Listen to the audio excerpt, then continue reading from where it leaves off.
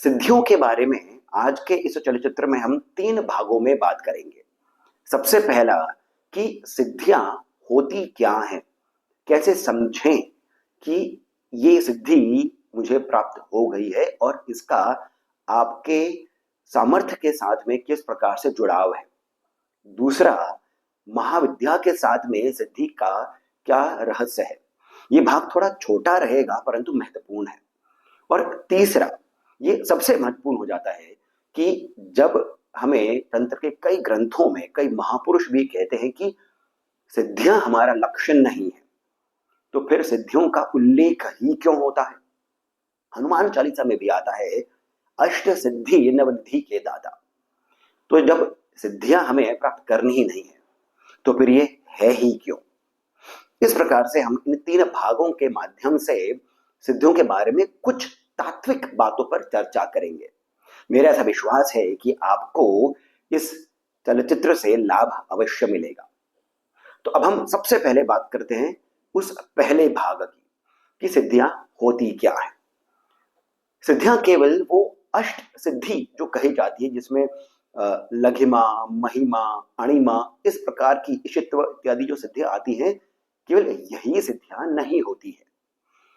आरंभिक रूप से जब कोई भी साधक मंत्र का जाप करता है और एक लंबी अवधि तक वो करता रहता है नियम के अनुसार, अपने चित्त को अपने वश में रख करके, तो फिर कुछ समय बाद उसे एक प्रकार का अनुभव ये होता है कि उसने जो कहा, हर बार कहा वो नहीं, परंतु जहां पर भी उसका भाव मन से उठा है वो कार्य होता हुआ उसे प्रतीत होता है। अब सिद्धियां यदि केवल अणिमा, महिमा इत्यादि नहीं है तो ये भी हमें समझना होगा कि केवल 8 नहीं और भी बहुत अधिक सिद्धियां कही गई हैं ग्रंथों में। परंतु अनुभव में ये वाक सिद्धि भी आती है जो कि सबसे पहले एक साधक अनुभव करता है। परंतु इसका एक रहस्य ये है कि जब ऐसा होना आरंभ होता है तो फिर साधक कई बार अपनी साधना को जब वो समाप्त कर लेता है, उसका संकल्प जब वो पूर्ण हो जाता है 21 दिन का, 51 दिन का, इस प्रकार से, तो वो उस साधना को, उस मंत्र के जाप को वो बंद कर देता है। फिर वो देखता है कि उसके जो बातें उसने कही हैं अब वो उस प्रकार से कार्य नहीं कर रही है। इसका अर्थ ये हो गया कि ये एक भाव के साथ में चलने वाली प्रक्रिया है। आप जब तक अपने संकल्प के साथ में रहते हैं, आप जब तक साधना करते हैं, मंत्र को वो बल देते हैं, तब तक इस प्रकार की सिद्धि आपके साथ में रहती है। पर बात केवल इतनी सी नहीं है, इसके आगे वाली बात भी ज्यादा आवश्यक है। वो ये कि आप ये भी देखते हैं कि यदि आप ये करते रहते हैं, इस प्रकार से क्रमबद्ध रूप से आप आगे चलते रहते हैं, आपके कार्य जो भी आप करते हैं वो सफल भी होने लगते हैं।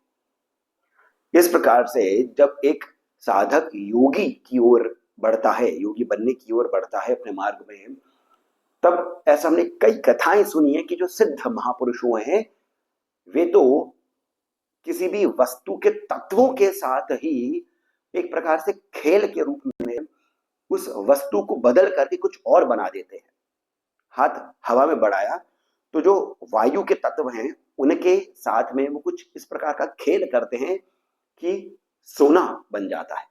ये कोई जादू नहीं है, ये कहीं से भी कोई आंखों का कोई इंद्रजाल इत्यादि नहीं है, ये सत्य में होता है।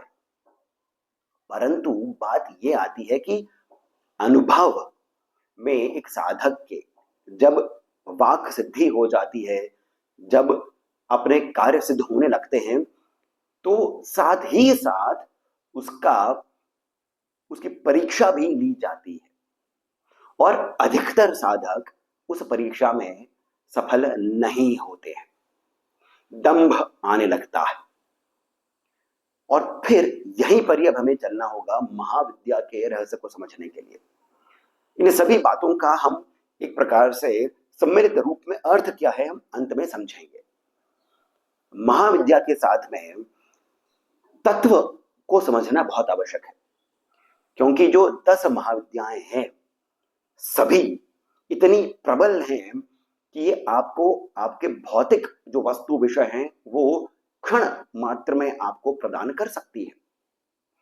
परंतु यदि आप तात्विक रूप से उस महाविद्या के साथ में नहीं जुड़ते हैं या फिर आप इस प्रकार की समझ नहीं रखते हैं, तब आपके साथ में कुछ और भी घटनाएं हो सकती हैं। जैसे सामान्य रूप से समझा जाता है कि यदि आपको लक्ष्मी की कामना है तो फिर देवी कमला की आप साधना करें। कमला तांत्रिक लक्ष्मी है, त्वरित रूप से ये कार्य करती हैं। उसी प्रकार से यदि आपके शत्रु बहुत प्रबल हैं और आपको वे इस प्रकार के इस पद पर हैं कि आपको वो हानि पहुंचा सकते हैं, तो फिर देवी बगलामुखी की साधना आपके लिए श्रेयस्कर रहेगी। बगलामुखी को तो ब्रह्मास्त्र विद्या कहा जाता है। पर जिस प्रकार से आपने महाभारत के अंदर ये प्रसंग सुना होगा, जो सीरियल आता था, आपने यदि वो भी देखा होगा, तो उसके अंदर ये आता है कि जब अश्वत्थामा और महाबली अर्जुन, जब ये दोनों ही अंत में एक दूसरे पर ब्रह्मास्त्र तान लेते हैं, तब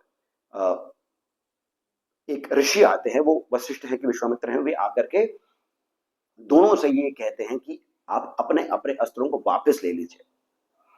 अर्जुन को ब्रह्मास्त्र वापस लेने का भी ज्ञान होता है, अश्वत्थामा को नहीं पता होता है, जिसके कारण श्री कृष्ण अश्वत्थामा की मणि छीन लेते हैं।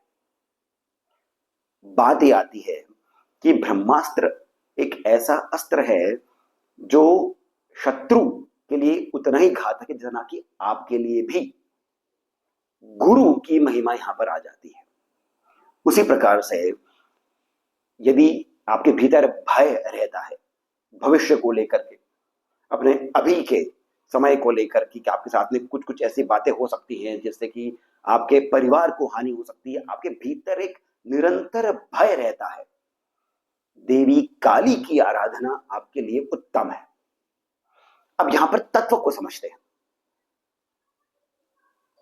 भगवती त्रिपुरा सुंदरी जो है, ललिता त्रिपुरा सुंदरी, आपने देखा होगा कि दक्षिण भारत में भी और उत्तर भारत में भी जो करते हैं, जिनको पता है इस बारे में, यानी दक्षिण भारत में इस बात का ज्ञान अधिक है। भगवती ललिता त्रिपुरा सुंदरी का ललिता सहस्त्र नाम अधिकतर महिलाएं जपती हैं। ग्रुप बनते हैं और फिर अलग अलग घरों में शुक्रवार को आपके ललिता सहस्त्रनाम का पाठ होता है। महिलाओं के साथ में, और ये कहा भी गया है, महिलाओं के साथ में ललिता सहस्त्रनाम, ललिता त्रिपुरा सुंदरी तात्विक रूप से जुड़ी है। अब यहां पर मैं आपको एक एक दृष्टिकोण बता रहा हूं, इसे समझने की आवश्यकता है। जब कोई भगवती कमला की ही साधना करता है परंतु तात्विक रूप से वो समझता नहीं है, तो हो यह सकता है कि वो आरंभ तो कर रहा है साधना का, उसको त्वरित रूप से फल भी मिला है, उसके लिए इस प्रकार से अपॉर्चुनिटीज बन जाती हैं कि लक्ष्मी आनी आरंभ हो जाती है, धन धन आरंभ हो जाता है। परंतु पुरुष के साथ में बात यह आ जाती है कि यदि वो तात्विक रूप से नहीं जुड़ा है तो वो काम के अंदर और अधिक समय बिताएगा। काम के लिए जहां जहां पर घूमना होगा, अलग अलग शहरों में घूमना होगा, अधिक समय लगाना होगा, वो सब करेगा। परिवार, बच्चे, घर के बुजुर्ग, इन सब पर, अपनी सेहत पर, रक्षा पर, जो धन वो जुटा रहा है उसकी रक्षा पर, सेहत, इन सब बातों पर ध्यान उसका अधिक नहीं रहता है।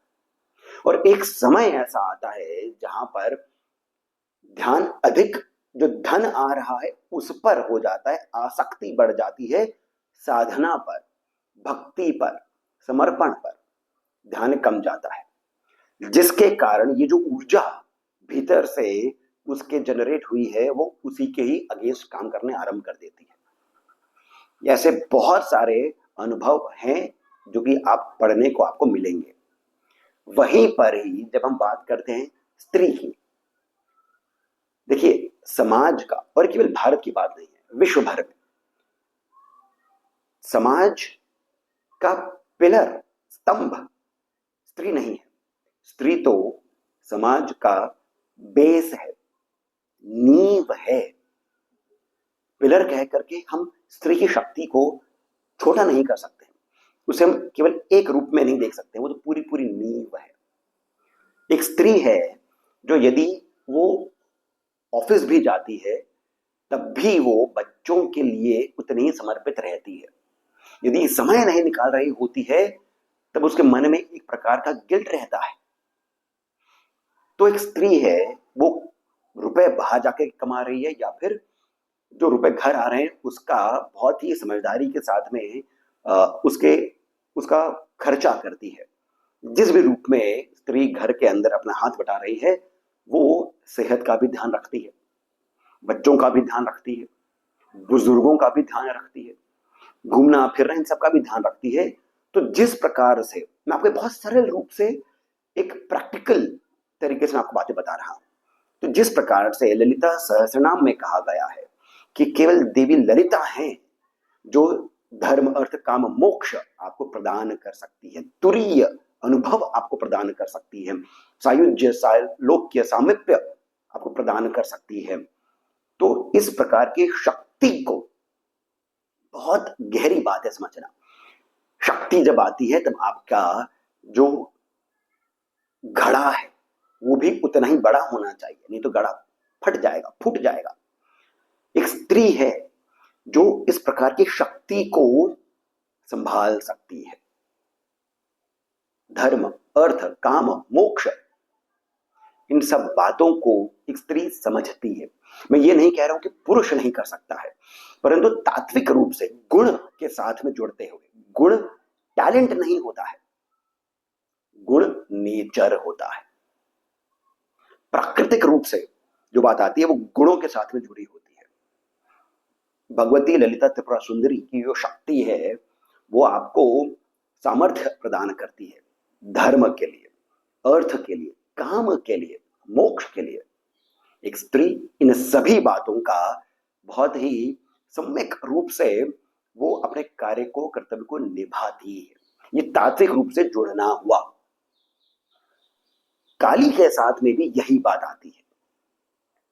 भय का जब आपका निदान हो जाता है तब आप अभय अनुभव करते हैं।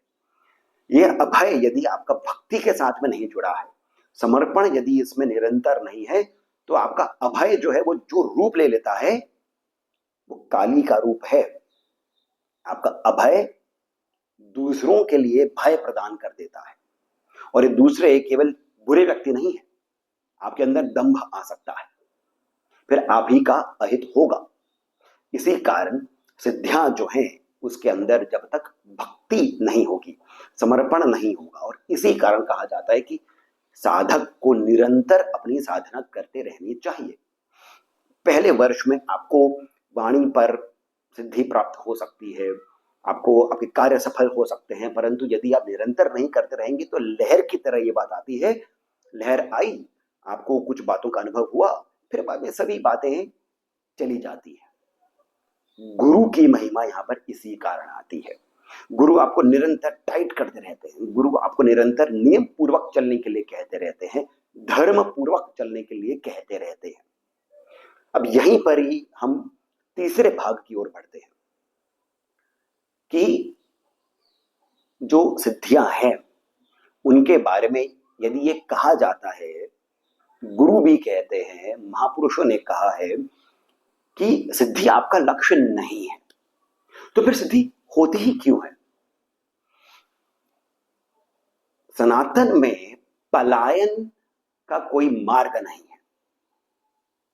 भगवान श्री राम, भगवान श्री कृष्ण, भगवान परशुराम ये यही बताते हैं कि पलायन का कोई मार्ग नहीं है। शिव अघोरी भी है, शिव संन्यास भी लेते हैं, शिव ध्यान में ही रहते हैं, वह साथ में अपने त्रिशूल को रखते हैं, विष अपने साथ में रखते हैं। शिव सब कुछ प्रदान करते हैं, परंतु भिक्षा का जो पात्र है वो भी अपने पास में रखते हैं। इस बात की गहराई को समझना होगा। सनातन में ब्रह्म वाक्य आते हैं, शिवोहम, अहम ब्रह्मास्मि, इसका अर्थ क्या है कि आपके भीतर स्वयं शिव के वो तत्व हैं। आप स्वयं शिव नहीं बन सकते हैं। जब हम कहते हैं शिवो हम, तो इसके अंदर हम द्वैत, अद्वैत, विशिष्ट अद्वैत, इन सब बातों पर नहीं जाए, परंतु वो जो शिव का तत्व है, जब आप उसका अनुभव करते हैं तभी आप शिव क्या है उसके समीप पहुंचते हैं। जब तक आपके भीतर वो शिव तत्व ही जागृत नहीं होगा, आप शिव को समझ नहीं सकते हैं।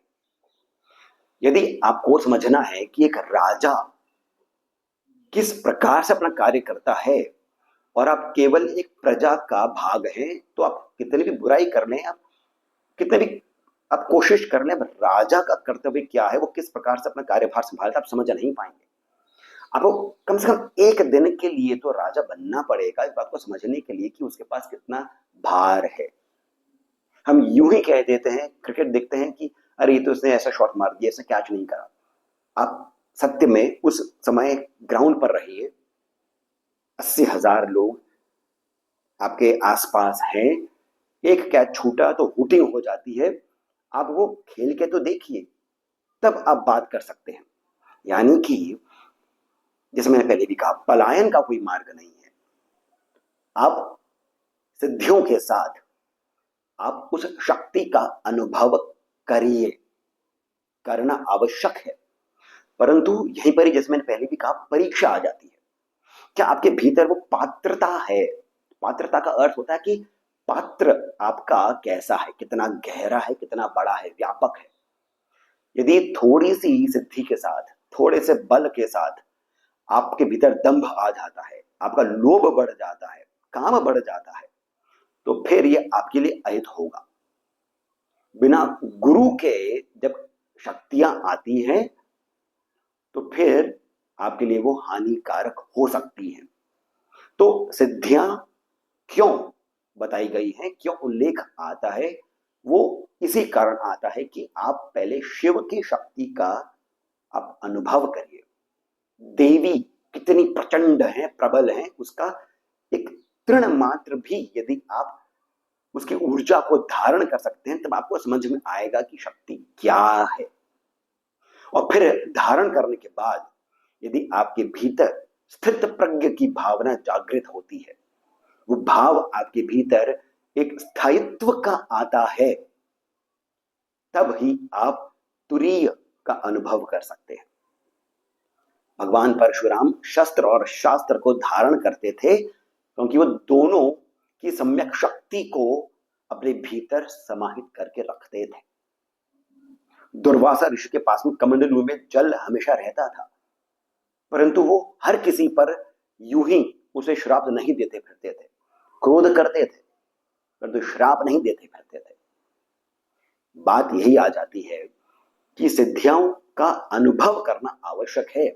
आप मंत्र कर रहे हैं, जाप कर रहे हैं, आप ध्यान कर रहे हैं, साधना कर रहे हैं, आपके भीतर वो भाव होना चाहिए कि सिद्धियां आपके पास आए, आपको प्राप्त हो।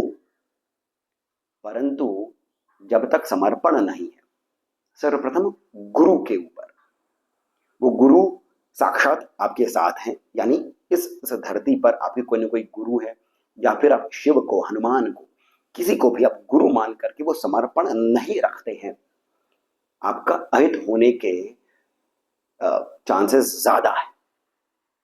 तो सिद्धियों का जो रहस्य है वो यही आता है कि सिद्धियां आपके साथ में निरंतर बनती रहती है। आपने मंत्र का जाप किया, स्तोत्र का पाठ कर रहे हैं, आपके भीतर शांति आ रही है, तो शांति सिद्धि नहीं है क्या?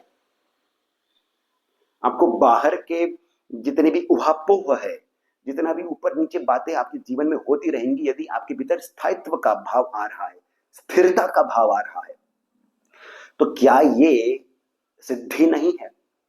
सिद्धि देवता की नहीं होती है, मंत्र के माध्यम से आपके भीतर के भाव की ही सिद्धि होती है। तो जब आप इस प्रकार से ऊपर उठते हैं तो भक्ति, समर्पण, ये भाव भी उसी प्रकार से उस स्तर पर बढ़ते रहना चाहिए।